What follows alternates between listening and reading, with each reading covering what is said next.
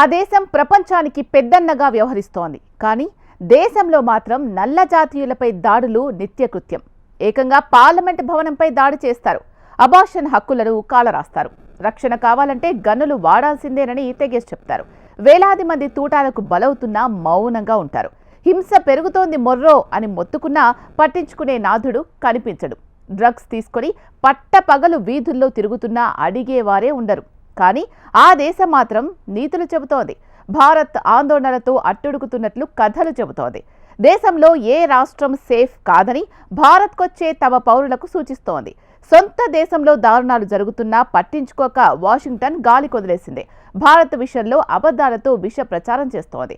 తాజాగా అగ్రదేశానికి చెందిన విదేశాంగ శాఖ భారత్కు వెళ్లే పౌరులకు అడ్వైజరీ జారీ చేసింది. అందులో భారత్పై స్టేట్ డిపార్ట్మెంట్ విషం కక్కింది. భారత్పై విషం కక్కే చర్యలను అమెరికా మానదా? హింసకు ప్రజాందోళనలకు మధ్య తేడా వాషింగ్టన్కు తెలియదా? సొంత దేశంలో ఘోరాలను అమెరికా విస్మరిస్తోందా? వంచడం అన్నది అమెరికాకు కొత్త విధానంగా మారింది. తాజాగా యుఎస్ స్టేట్ డిపార్ట్మెంట్ మరోసారి భారత్పై విషం కక్కింది. భారతదేశంలోని పలు ప్రాంతాలను సందర్శించవద్దంటూ అమెరికన్లను హెచ్చరిస్తోంది.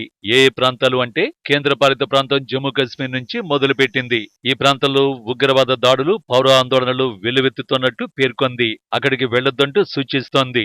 నిజానికి భారత్తో మరింత స్నేహాన్ని కోరుతున్న అగ్రదేశం తీరు నోటితో నవ్వి నొసడితో విక్కిరించే తీరుగా ఉంది. ఎందుకంటే కాశ్మీర్ అనేది ఇప్పుడు టూరిజం హబ్ గా మారింది. ఈ ఏడాది 6 నెలల్లో 1 కోటి మందికి పైగా పర్యాటకులు జమ్మూ కాశ్మీర్ ను సందర్శించారు. ఒకవేళ నిజంగా కాశ్మీర్ ప్రమాదకర ప్రాంతమే అయితే 1 కోటి మంది ప్రజలు ప్రాణాలను పణంగా పెట్టి కాశ్మీర్ ను సందర్శించారా? అదెలా సాధ్యం? ఈ చిన్న విషయాన్ని కూడా అగ్రదేశం గుర్తించకపోవడం విడ్డూరం. వాషింగ్టన్ లో కూర్చొని భారత్ గురించి నిర్ణయించే అమెరికన్లకు మరో ప్రశ్న. ఇటీవల జరిగిన లోక్సభ ఎన్నికలను గమనించారా? ఖచ్చితంగా పరిశీలించే ఉంటారు. జమ్మూ కాశ్మీర్ లో రికార్డు స్థాయిలో ఓటింగ్ జరిగింది. ఇది అమెరికన్లకు కనిపించలేదా? రికార్డు స్థాయిలో ఓటింగ్ జరగడం 35 ఏళ్ల తర్వాత ఇదే తొలిసారి. జమ్మూ కాశ్మీర్లో తాజా లోక్సభ ఎన్నికల్లో 58.46% పోలింగ్ నమోదైంది. పౌరుల్లో అశాంతి నెలకొని ఉంటే ఇంత ఓటింగ్ సాధ్యమా?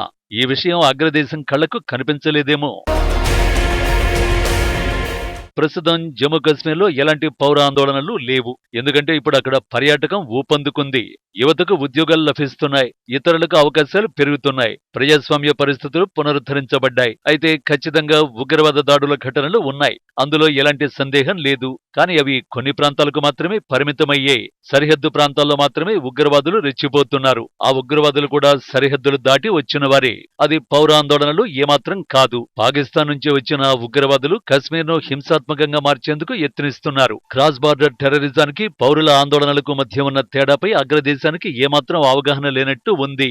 పౌరుల ఆందోళనలు అంటే ఏమిటో అవి అమెరికాలో ఎలా ఉంటాయో ఇప్పుడు చూద్దాం. జార్జ్ ఫ్లాయిడ్ హత్య తర్వాత అమెరికాలో పరిస్థితులు దారుణంగా మారాయి. 46 ఏళ్ల నల్ల జాతీయుణ్ణి మిన్నియాపోలిస్లో అమెరికన్ పోలీసులు అరెస్ట్ చేశారు. ఒక పోలీసు 9 నిమిషాల పాటు ఫ్లాయిడ్ మెడపై మోకాలితో బలంగా నొక్కిపెట్టాడు. దీంతో ఊపిరాడక ఫ్లాయిడ్ ప్రాణాలు కోల్పోయాడు. దీంతో మిన్నియాపోలిస్లో ప్రారంభమైన నిరసనలు యునైటెడ్ స్టేట్స్ అంతటా వ్యాపించాయి. ఈ ఘటనతో దోపిడీలు, లైంగిక దాడులు, హింసాత్మక ఘటనలు పేట్రేగిపోయాయి. పోలీసుల వాహనాలను ప్రజలు తగులబెట్టారు.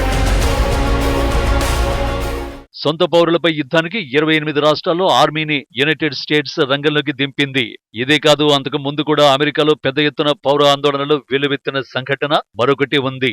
2021 జనవరి 6న అమెరికాలోని క్యాపిటల్ హిల్స్ భవనంపై కొందరు దాడికి దిగారు. ఈ మొక్కలు అధ్యక్ష ఎన్నికల ఫలితాలను ప్రకటించడాన్ని అడ్డుకోవడానికి యత్నించాయి. శాంతియుతంగా జరగాల్సిన అధికార మార్పిడిని అడ్డుకునేందుకు ఆందోళనకారులు ప్రయత్నించారు. ప్రజాస్వామ్యబద్ధంగా ఎన్నికైన చట్టసభ సభ్యులపై దాడికి యత్నించారు. పౌర ఆందోళనలు అంటే ఇవి. కానీ మన ప్రియమైన అమెరికా స్టేట్ డిపార్ట్మెంట్ కు మాత్రం ఇవి పౌర ఆందోళనలుగా కనిపించవన్నమాట.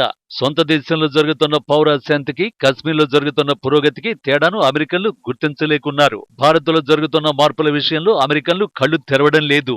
తాజా అడ్వైజరీలో స్టేట్ డిపార్ట్మెంట్ లో ఇంకా ఏం చెప్పారో చూడండి. జమ్మూ కాశ్మీర్ ప్రాంతంలో హింస చెలరేగుతోందని, భారత్ పాకిస్తాన్ నియంత్రణ రేఖ వద్ద ఇది సాధారణమైన విషయమని వెల్లడించింది. శ్రీనగర్, గుల్మర్, పెలాం ప్రాంతాల్లో హింస ఎక్కువగా ఉన్నట్టు అడ్వైజరీలో పేర్కొంది. నిజానికి గుల్మర్, పెలాంలో పౌర ఆందోళనలు జరిగి ఎన్ని రోజులైందో అమెరికన్లకు గుర్తులేనట్టుంది. ఇప్పుడు అక్కడి హోటళ్లు కిటకిటలాడుతున్నాయి. ఆ ప్రాంతాలకు వెళ్లే విమానాల టికెట్ దొరకడం లేదు. ఈ వేసవిలో చాలా మంది పర్యాటకులు గుల్మార్ పెలాంను దర్శించారు. వారిని తీసుకువెళ్లేందుకు స్థానికంగా ఆటోలు, కార్లు వంటివి దొరక్క ఇబ్బంది పడ్డారు. అంటే అక్కడున్న వాహనాలు ఫుల్ బిజీగా ఉంటున్నాయి. కశ్మీర్ వెళ్లొచ్చిన పర్యాటకుల్ని అమెరికా స్టేట్ డిపార్ట్మెంట్ అధికారులు అడిగినా అక్కడి పరిస్థితులపై ఓ క్లారిటీ వచ్చేది. ఆయా ప్రదేశాల్లో వారు ఎంత సురక్షితంగా పర్యటించారో అర్థమయ్యేది. శ్రీనగర్లోని దాల్ సరస్సులో షికారా ప్రయాణం చేస్తున్నప్పుడు గుల్మార్గ్ గొండోల కోసం క్యూలో ఎంతమంది ఉండేవారో తెలిసేది.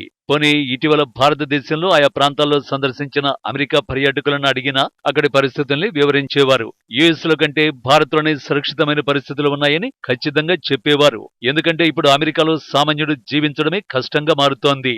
అందుకు కారణం అక్కడి గన్ కంట్రోల్ చట్టం. 1993 నుంచి ఇప్పటి వరకు గ్యాలప్ 27 సర్వేలు నిర్వహించింది.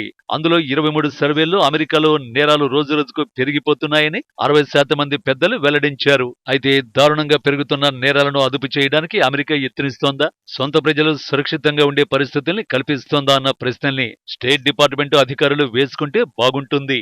పొరుగు దేశాలపై విషం చిమ్మే ముందు సొంత దేశం ఎలా ఉందో చూసుకోవలసిన అవసరం ఉంది.